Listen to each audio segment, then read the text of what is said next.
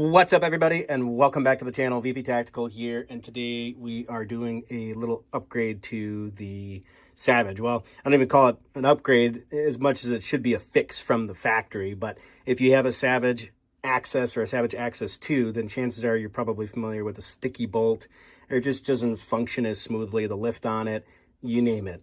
And so I got this kit from Desh Industries and then another part from Glades Armory. And so we're going to go ahead and do the bolt lift install kit and then the bolt arm upgrade. So let's go ahead and dive in. The first thing we're going to do, obviously you want to get your bolt out of the gun.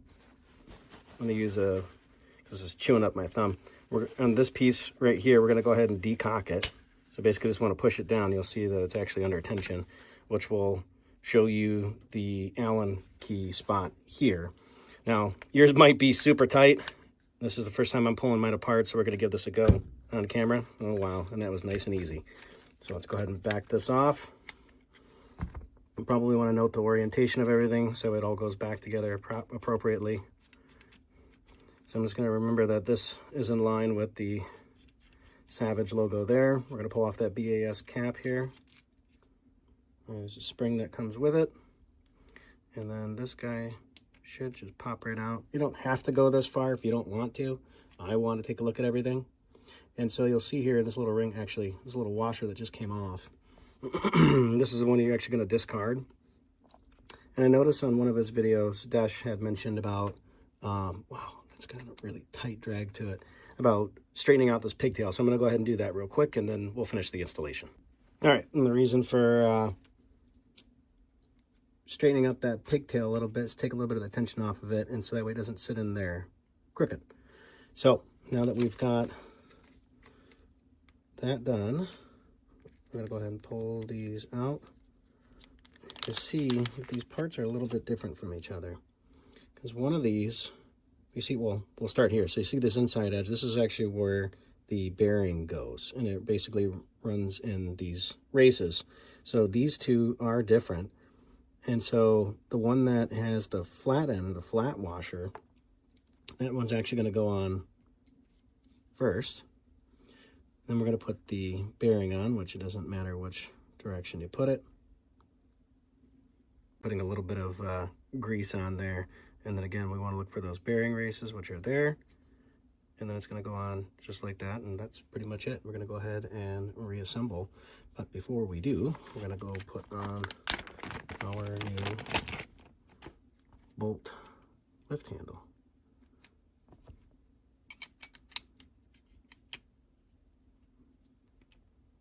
All right, that guy's in there. We got it seated in the back. I'm going to go ahead and put this back in. And you're going to want to notate where the hole is on this. Because then that pin that we took out earlier is going to have to go back in there. And then the last and final step is to put this spacer on that. Put the spring back in, and we're just going to tighten this bad boy down. Well, before I do that, I probably should put that cocking piece back in.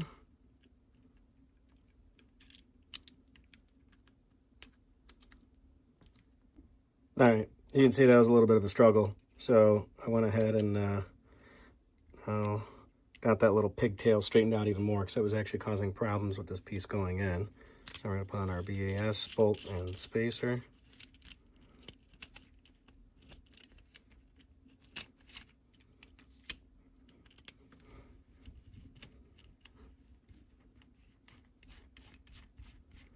And surprisingly, mine wasn't tight. I've heard there are some other folks that had to use a breaker bar to actually get it on. So just a little past snug is good with me. And what I want to do is recock this before we actually put that back in the rifle. So we're going to go ahead. You can use a piece of wood or something else. I'm just going to use my thumb. Oh, man. That thing is tight.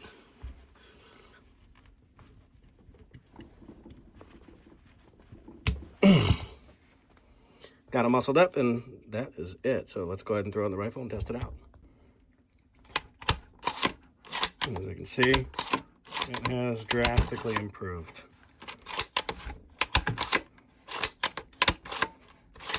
And it's not just that. I also want to test it after pulling the trigger.